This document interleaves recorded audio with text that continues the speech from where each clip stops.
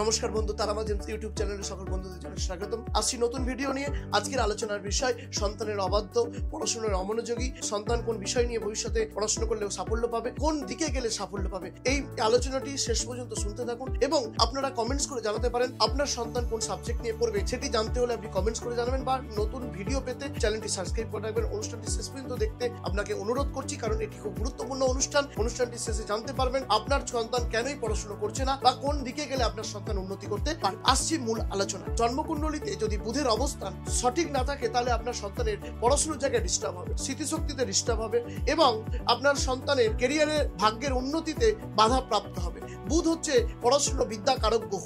তো বুধের জায়গা যদি ঠিকঠাক না থাকে পড়াশোনায় অমনোযোগী হবে, সন্তান অবাধ্য হবে, পড়াশোনার জায়গা ডিস্টার্ব হবে। এবার আসছি, যদি আপনার জন্মকুণ্ডলিতে রবি, বুধ এবং বৃহস্পতি এবং মঙ্গল গ্রহ ঠিকঠাক থাকে তাহলে আপনার সন্তানকে ডক্টর রিলেটেড জায়গায় পড়াশোনা করান বা ওষুধ রিলেটেড জায়গায় পড়াশোনা করান, সেক্ষেত্রে আপনার সন্তান বিশেষ উন্নতি করবে। হ্যাঁ বন্ধু, তাহলে আপনাদের প্রশ্ন থাকতে পারে আপনারা কি করে বুঝবেন? তো তার জন্য তারামা জেমস এন্ড অ্যাস্ট্রোলজিতে আপনাকে অবশ্যই জ্যোতিষ বিভাগের সাথে যোগাযোগ করতে হবে। আমাদের এখানে প্রতিদিনই অ্যাস্ট্রোলজার বসে, ভালো কোনো অ্যাস্ট্রোলজারকে দেখাতে পারেন। আমিও অ্যাস্ট্রোলজার পলাশাস, আপনি আমার সাথে ডিরেক্টলি কন্ট্যাক্ট করতে পারবেন। তো বন্ধু, আর দেরি না করে আপনার জন্মকুণ্ডলীকে বসে না থেকে সন্তানের জন্মকুষ্ঠিকে দেখাতে হলে না বসে থেকে আপনি আপনার পদক্ষেপ এগিয়ে আনুন। আমরা আপনার হাত ধরে এগিয়ে নিয়ে যাব। সন্তানকে অবাধ্য থেকে বাঁচান, সন্তানকে একটা উজ্জ্বল ভবিষ্যৎ দিয়ে দিন, কারণ সবকিছুই গ্রহের প্রভাবে মানুষ কিন্তু প্রতিটা মুহূর্তই চলে। তো গ্রহ ছাড়া মানুষ চলতে পারে না। তো রামচন্দ্রকেও বনবাসে হতে হয়েছিল গ্রহের প্রভাবে। তা বন্ধু, আর দেরি না করে তো আপনি এই বুধের অশুভ প্রভাব থেকে কিভাবে মুক্তি পাবেন? অশুভ প্রভাব থেকে মুক্তি পেতে হলে আপনাকে অবশ্যই সার্টিফাইড গ্রহরত্ন ধারণ করতে হবে। এই গ্রহরত্নটি হলো বুধের জন্য পান্না। পান্না যদি না ধারণ করতে পারেন তার উপরত্ন অনেক